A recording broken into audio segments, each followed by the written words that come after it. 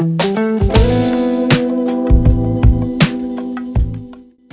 me about Tiny Homes Expo Centre. What we are about is displaying a range of tiny homes, or what we call compact houses, because we're probably a bit bigger than tiny homes, so that people can actually come in and experience them rather than looking at the plans and so on online.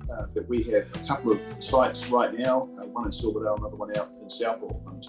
We have a range of furnished units that people can come in and experience and get an idea of what works best for their requirements.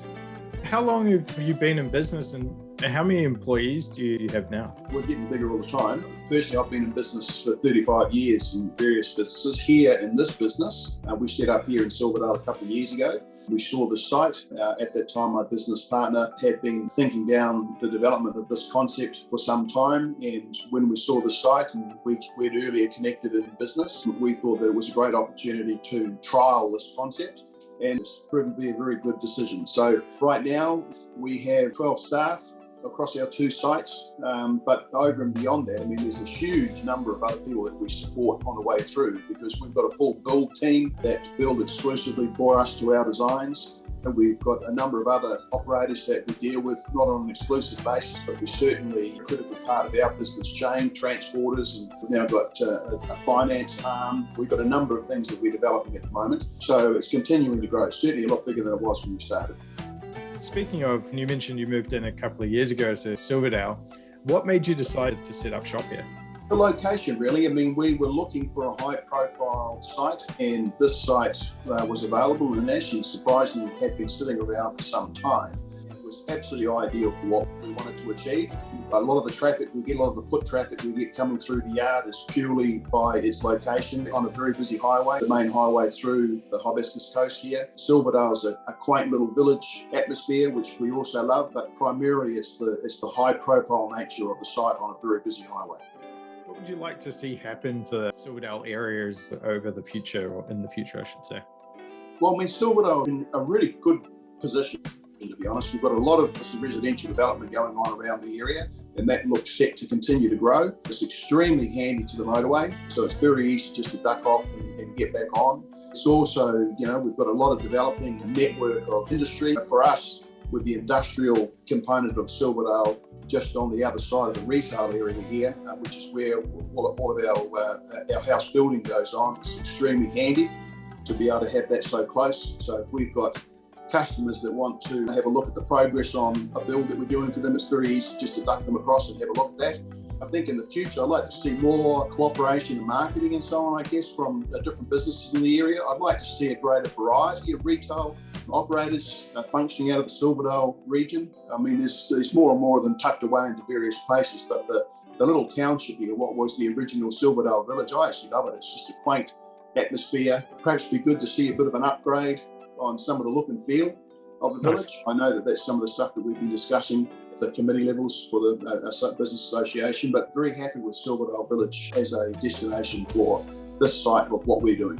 Going off to the less glamorous stuff now, what would you say the biggest thing that you're struggling with as a business owner is at the moment?